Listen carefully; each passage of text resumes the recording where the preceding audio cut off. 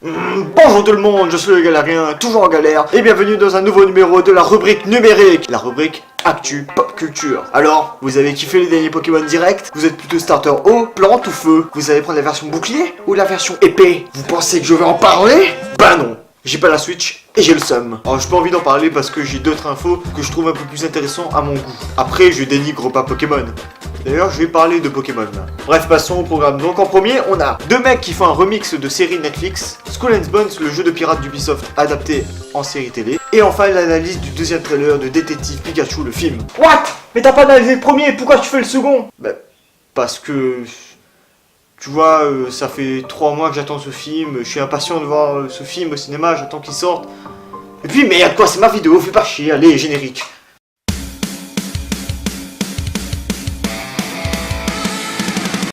Allez, c'est parti.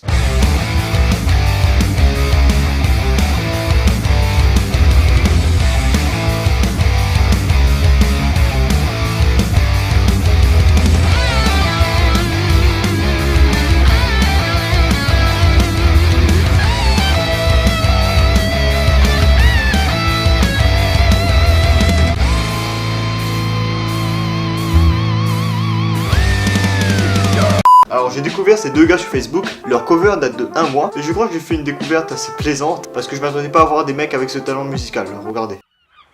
Prêts les enfants? Oui, capitaine! J'ai pas entendu! Oui, capitaine! Wow!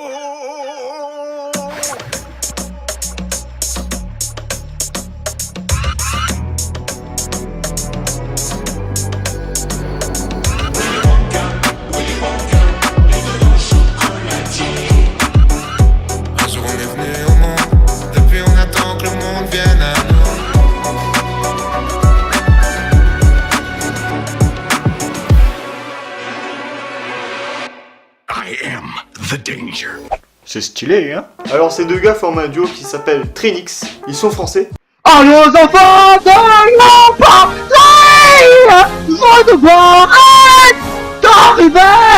Et sont sur YouTube depuis près de 3 ans. Alors vous allez sûrement me dire que bah c'est pas la première fois qu'on voit des mecs mixés sur un loopad. Vous connaissez peut-être French Fuse, ils ont participé notamment à la France un incroyable talent, et ils sont connus aussi pour leur remix de publicité. Alors Trainix ou Trinix, je sais pas comment dire, désolé. C'est quoi leur parcours? Bah ils ont sorti leur premier remix il y a de cela 3 ans maintenant. Ils ont également posté leur musique sur des grosses chaînes connues comme Electroposé ou Chill Nation. Et ils ont continué à jouer dans des événements musicaux, créer leur musique, sortir un album, et récemment se mettre à faire des remixes de musique ou de films, un peu comme French Fuse. Et attention, si j'en vois un qui me fait « Eh mais c'est du plagiat !» C'est bien tout blague. C'est bon? En ce qui concerne le remix, pourquoi j'en parle? En fait, ce qu'il y a de fascinant là-dedans, c'est la fluidité du remix. C'est-à-dire qu'en fait, les musiques ou les génériques viennent de tous d'univers différents, et les mecs, ils arrivent à caler ça dans chaque partie distincte et à en faire qu'un seul morceau. Je sais pas si vous arrivez à me comprendre. Enfin, jusqu'à les 1 minute 16, on est dans un registre introductif, ça nous annonce la couleur, puis après ça enchaîne sur quelque chose de plus mystérieux, plus curieux.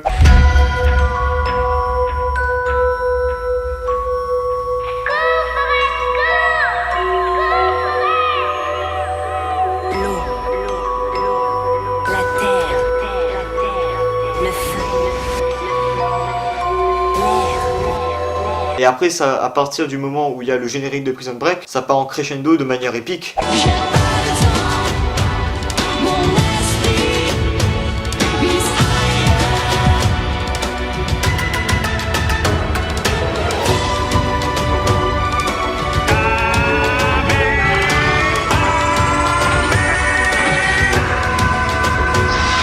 Et après il y a un break vers 1 minute 55. Et en fait ce qui est génial dans ces passages, c'est les gimmicks. Les répliques de films ou d'animés qui se posent là sur la piste audio, ça rend le truc encore mieux. Ça rajoute quelque chose qui amplifie de manière améliorative le morceau. Oh putain, mon gars, je suis lâché là. Jamais je parle comme ça d'habitude. Après les mecs, ils t'entraînent encore dans un autre registre, là où l'univers est un peu plus sensationnel. Genre ça fait musique de bonne annonce qui donne des frissons et franchement c'est cool.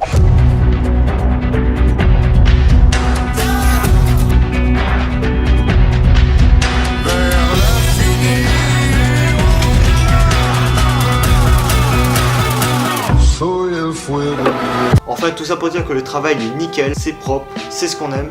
Enfin, après je sais pas si c'est le genre de musique que vous adhérez, que vous adorez. Moi en tout cas c'est ma cam. Moi j'ai adoré, j'ai mis le petit pouce bleu, je me suis abonné. Quoi, 5000 abos? C'est tout? What?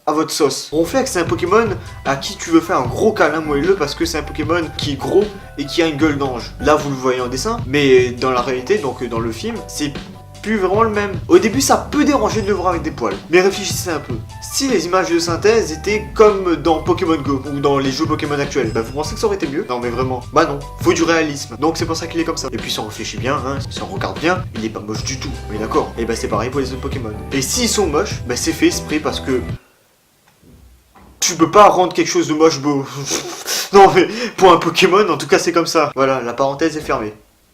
Sous la casquette est marqué également, si vous êtes perdu, allez à cette adresse. Là, on a une piste pour imaginer un scénario possible. Genre, est-ce que Pikachu appartenait à Harry?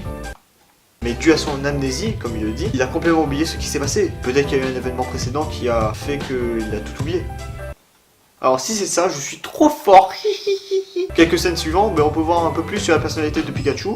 Il est très bavard et très excité. Tout ça parce qu'il boit du café. D'ailleurs, ensuite, on peut voir dans une scène où Pikachu est dans la barre et il demande un expresso. Ah, elle lui dit « Oh mon dieu, c'est Ludicolo !» Les gars, je suis désolé, mais je suis obligé de faire ce montage-là.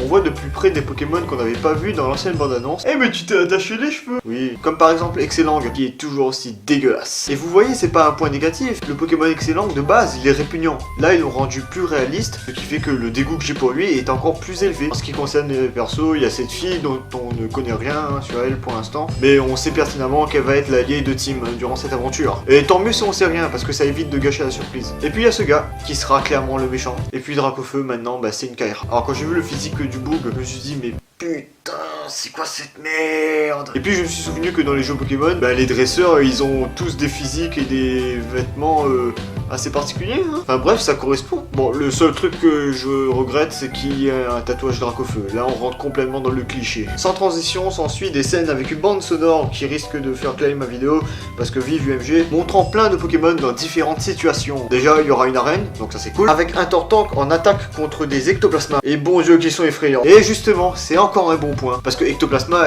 il est pas aussi mignon qu'un Evoli. C'est un Pokémon fantôme qui attise la peur, donc fallait bien qu'il ait un look horrible. Donc là, vous pouvez pas dire qu'il est dégueulasse. Hein. On voit aussi un Dusklee qui explose une Pokéball. Sans rire, il explose vraiment là. Regardez bien, là on voit la Pokéball. Et là on la voit plus. Quand il sort, il est à quoi, 10 cm grand max. Pour moi la Pokéball a explosé, hein. Je vois pas d'autre explication. Et du coup c'est bizarre. Enfin il y a une apparition soudaine de Pyroli, et je dois dire qu'il est plutôt beau. On remarque aussi les 3 statues légendaires des Pokémon de la 4ème génération, à savoir Arceus, Dialga et Palkia. Alors il me reste juste un dernier truc à vous montrer, alors accrochez-vous parce que... Ok, là vous pouvez dire que c'est moche. Je vous autorise. De toute façon ceux qui l'ont déjà vu, vous savez de quoi je parlais. Vous aimez bien Capumin? Eh bien vous savez c'est quoi la fusion entre un Capumin et un Grimlims? Bon alors je suis un peu d'accord pour le fait qu'il est moche, mais je dis bien un peu parce qu'il y a une explication pour ça. Et je vous dirai à la fin. Pour enchaîner, on nous montre un passage où on voit Pikachu qui va se fight contre Dracofeu dans l'arène justement. On sait pas pour l'instant pourquoi, mais a priori Pikachu il se chie dessus. On s'approche de la fin de la bonne annonce et on voit la scène de la montagne qui fait un aléa naturel, je sais pas comment qualifier ça. En fait beaucoup de personnes comme moi pensaient qu'il y aurait un Pokémon légendaire qui se réveillerait. Et ben devinez quoi? Oh, Mewtwo sera de la partie. Wouh! La question qu'on peut se poser, c'est vraiment la question principale que je me pose là. Aura-t-il la place d'un antagoniste ou d'un protagoniste? Je reviendrai à son sujet, j'en ai pas fini avec lui. Et pour la dernière scène de la bande-annonce, on voit Pikachu qui fait son attaque spéciale. Charge. Tonnerre. Putain, mais les gars, faites une attaque que je connais et que de faire. Ouais. Je suis désolé, je me souviens plus comment ça s'appelle ça. Et voilà, la bande-annonce est finie. Qu'est-ce qu'on peut en retirer? Eh bien, déjà, l'ambiance du film est assez mature et un poil sombre. Ça donne un côté un peu plus adulte et c'est ce que j'attends avec le film Pokémon. Et même de la licence Pokémon en général. Je sais pas si les méchants ce sont des clichés absolus, en tout cas ça m'énerverait. Je sais pas si Tim va pécho la meuf là et va sortir avec elle et va l'embrasser à la fin du film. En tout cas, si c'est ça, bah les mecs qui sont derrière le film, ils ont aucune originalité. Hein. Je sais pas si Ludicolo il fume des pétards en scred, mais en tout cas, je suis pas sûr. J'espère pas que ça va arriver. Bon, en tout cas, si c'est le scénario que je pense, c'est vraiment dommage. Je l'explique. Là, il y aura Mewtwo dans le film.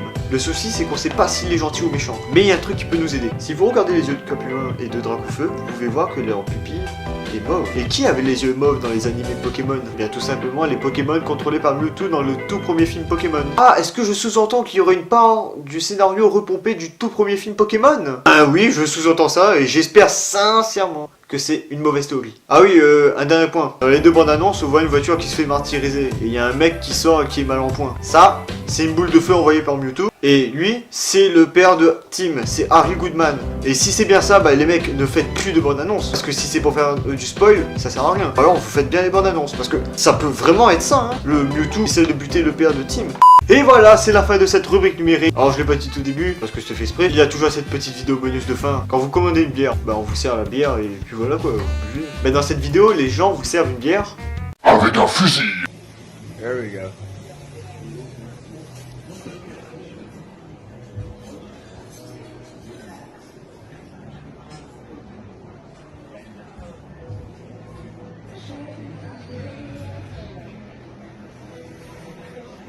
You. Oh, it looks like a lethal.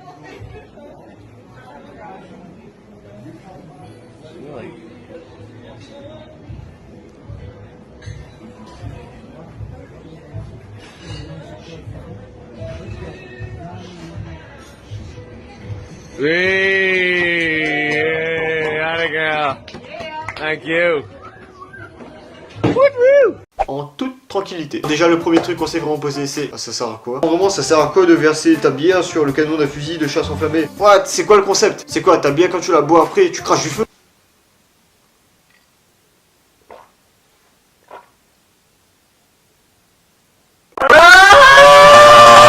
Ensuite si elle fait des choses inutiles, bah, autant faire bien, autant aller jusqu'au bout. Là la meuf sans pression.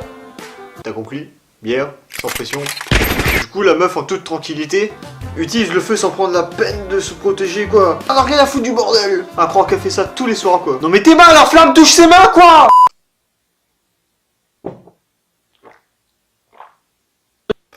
Et voilà, c'est la fin de cette rubrique numérique numéro 12. J'espère que ça vous a plu. Donc si c'est le cas, ben comme d'habitude, vous pouvez vous abonner à ma chaîne YouTube si c'est pas fait. Vous pouvez aller me suivre sur Facebook, Twitter et DeviantArt. Les liens sont dans la description. Les liens de tout ce que j'ai parlé là sont dans la description aussi. Allez checker si ça vous intéresse. Si vous avez aimé, ben, vous pouvez également partager cette vidéo à vos collègues, à vos amis, à vos proches, à vos cousins, cousines. Donc moi je n'ai plus qu'une chose à vous dire, c'est à la prochaine. Et bisous.